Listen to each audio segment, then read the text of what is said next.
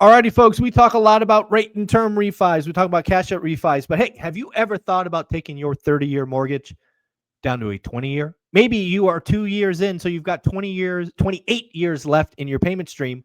What if? What if you went to a 20-year? What would happen to the payment? What would happen to the rate? What would happen to the principal reduction? Folks, I think you are going to be shocked, and maybe more of you should go to a 20-year or heck, even a 15. What say you, Matt? I know you have some real life examples. What's going on? Yeah, so I had this epiphany recently, and just everybody defaults to a 30-year. Everybody defaults when rates come down. It's all like, quite honestly, all the marketing and all the conversations are lower your rate, lower your payment. Mm-hmm. And for some people, quite frankly, like that's not the most important thing. I've got people who are in the glorious position where they bought well below their means. They've got, 26 or 28 years left on their 30-year. And, refinancing sounds good because I've got a 6.99. I know rates are lower and I probably should refinance, but, saving $380 a month, like, doesn't necessarily excite them. What does excite them, and I've had these conversations recently and it's cool, is, you know what? Like, let's look at a 20-year. Your payment only goes up $100, $120. And it's one thing to say you're going to save $240,000 in interest over the life of the loan. That blows people's mind. That's some real money right there. But a lot of people want more immediate results. And so, like, literally on a conversation I had yesterday, the guy shows me his last mortgage statement, and he's 2 years into a 30-year, and there's principal, interest, there's taxes and insurance. And some people don't even look at this. There's spreadsheet nerds out there and engineers that love it. As a math nerd, I love it. How much of that is going towards principal? How much of that is going to pay down what you owe the bank?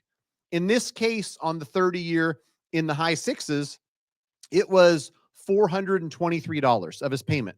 Went down, to make his balance go from $400,000 to $399,580 or whatever it was. Now, 20-year fixed rate refinance. We can get him a 5.625. So yes, lowering rate. Yes, paying less interest. But what does that mean immediately? His very first payment. And we all know how amortization schedules work. It's the lowest in the beginning and it slowly builds over time.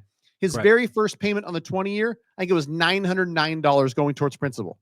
Wow. So doubled. More than doubled. Right. More than doubled.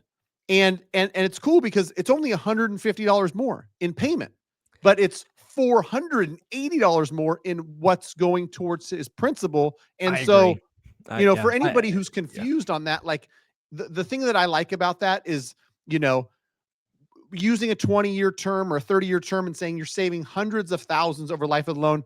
Some people can't even wrap their mind. That's such a long play. Yeah. But if I show you, hey, listen, staying in your current loan, you're only going to pay it down by $26,000 for the next 5 years. If you refinance into the 20, the next 5 years, you're going to pay it down $60,000 or $65,000.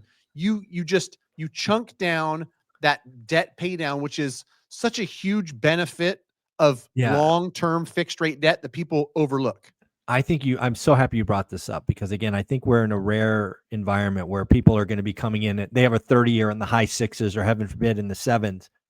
And again, if they're not payment sensitive, right? If they're not struggling with the payment, I think a lot of people can go to a 20-year and probably some can go to a 15-year and essentially their payment doesn't change, right? Maybe it changes $100.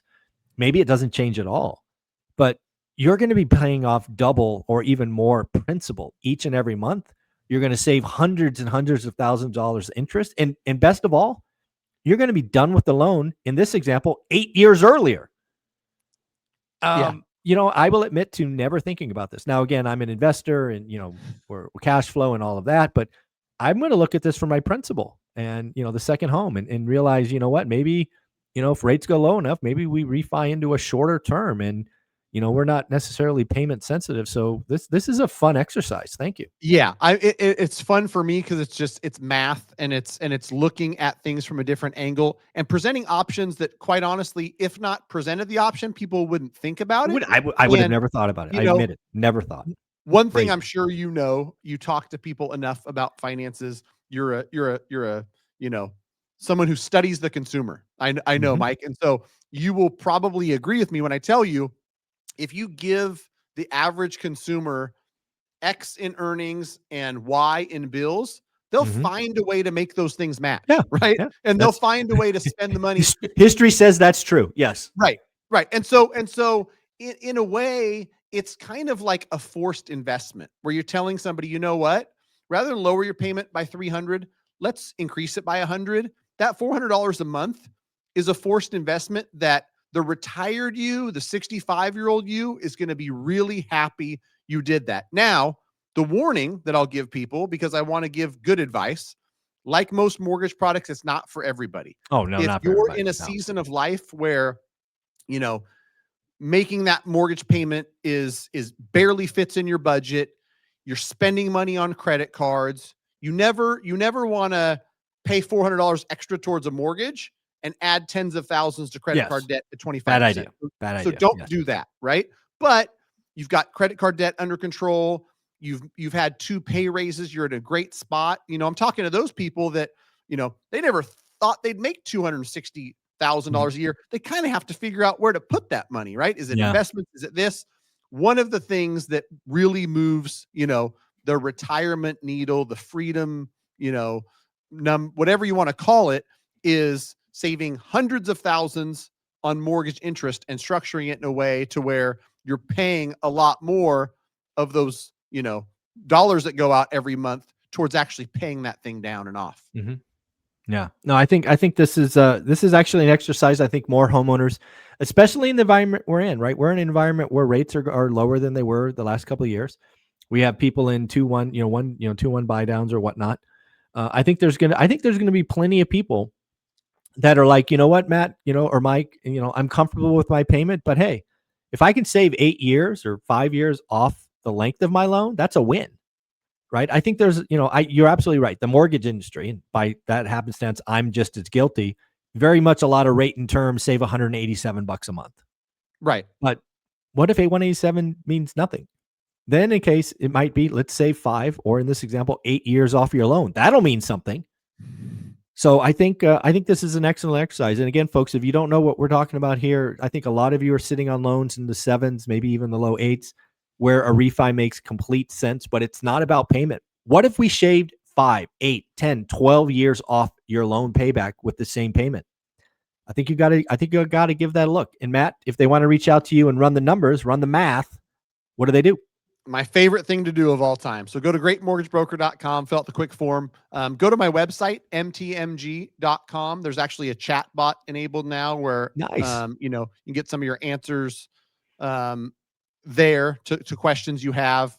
Schedule a meeting with me to have the conversation, because this to me is so much fun. And, it's not a one size fits all. There's going to be a lot of investors. I'm trying to anticipate the questions of, hey, I'm trying to, buy 4 properties in the next 8 years. What about me? Should I do this 20-year? Maybe not. Maybe you do a 30-year. And, I've coached and counseled a lot of people. You can still do cool things with the amortization schedule and the numbers by paying extra principal payments. What I know to be true is that if not forced to, a lot of times you won't, right? So this is a way to hold yourself accountable. But people are going to go through different seasons. There's Mm-hmm. plenty of 35-year-olds I talk to that we need the lowest payment. We've got 3 hungry mouths under 5 that are going to be in sports, and they're going to have different hobbies and different things. So we're just trying to survive. But then, they get a little bit older, their salaries increase. There's some more money in the budget. How do we get this thing paid off? Right. Mm-hmm. This is our largest debt, our biggest expense.